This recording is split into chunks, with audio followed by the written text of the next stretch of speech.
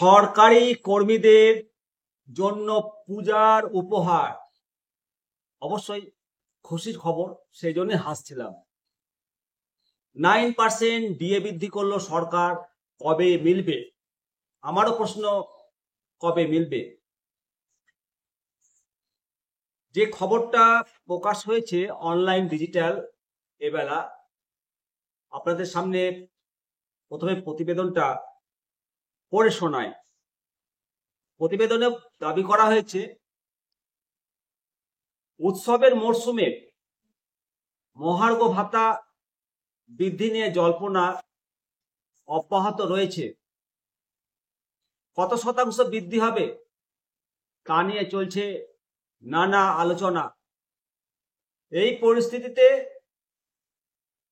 সরকার বড় ঘোষণা করেছে, 4% বা 5% নয়, একযোগে 9% মহার্ঘ ভাতা বাড়ানো হয়েছে। সরকারের এই ঘোষণায় খুশির ঝলক দেখা দিয়েছে অগণিত সরকারি কর্মীর মুখে। পুজোর আগে লক্ষ্মী লাভ সরকারি কর্মীদের জন্য। জানা গেছে মহার্ঘ ভাতা বৃদ্ধির এই সিদ্ধান্ত ইতিমধ্যে সরকারের তরফ থেকে অনুমোদিত হয়েছে, যার ফলে সরকারি কর্মীদের ব্যাংক অ্যাকাউন্টে যুক্ত হবে এই বাড়তি টাকা দিয়ে বাবদ। সম্প্রতি সিকিম সরকারের পক্ষ থেকে অল ইন্ডিয়া সার্ভিসেস এর কর্মীদের, যারা ষষ্ঠ বেতন কমিশনের অধীনে মাইনে পান, তাদের জন্য দিয়ে বাড়ানো কথা ঘোষণা করেছে। গত 17 জুন একটি বিজ্ঞপ্তি জারি করে এই সরকারি কর্মীদের 9% হারে মহার্ঘ ভাতা বৃদ্ধির কথা ঘোষণা করা হয়েছে। এর ফলে তাদের মোট ডিএ দাঁড়িয়েছে 230%। আবার 9% হারে ডিএ বৃদ্ধি হওয়ায় তাদের মোট ডিএ 239%। 2024 সালের 1 জানুয়ারি থেকে এই নতুন হারে ডিএ কার্যকর হবে। উল্লেখযোগ্য যে সিকিমে সপ্তম বেতন কমিশন কার্যকর রয়েছে। সেখানকার রাজ্য সরকারি কর্মীরা সপ্তম বেতন কমিশনের অধীনে তারা মাইনে পান এবং মহার্ঘ ভাতাও পান। সিকিমের রাজ্য সরকারি কর্মীদের জন্য ডিএ বাড়ানো হয়েছে। সরকারের তরফ থেকে জানানো হয়েছে যে সপ্তম বেতন কমিশনের অধীনে মাইনে পাওয়া রাজ্য সরকারি কর্মীদের মহার্ঘ ভাতা 4% বাড়ানো হয়েছে।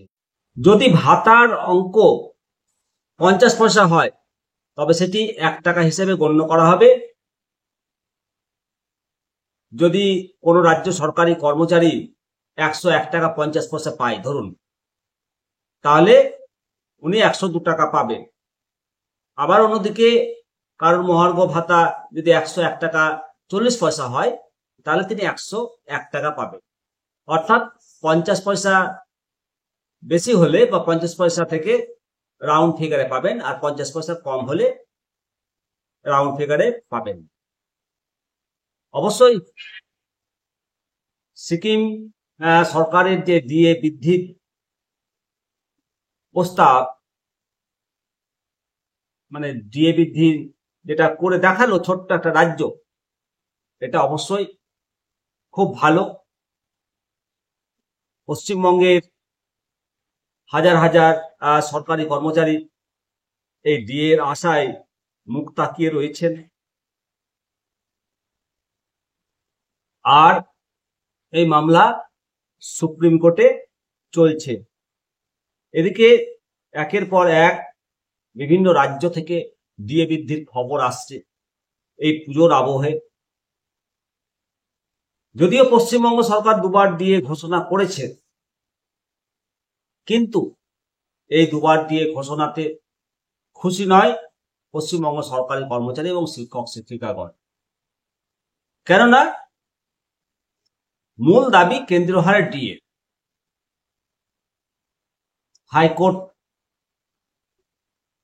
বারবার জিতেছে, স্যাটে একবার হেরেছিল, তারপর হাইকোর্টে জিতেছে, এখন সুপ্রিম কোর্টে শুধু রায়ের অপেক্ষায়।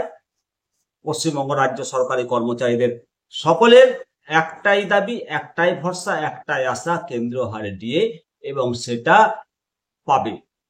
এবং সেটা সুপ্রিম কোর্ট, দেশের সর্বোচ্চ আদালত অবশ্যই সেই অধিকার দেবে পশ্চিমবঙ্গ রাজ্য সরকারি কর্মচারী এবং শিক্ষক শিক্ষিকাদের।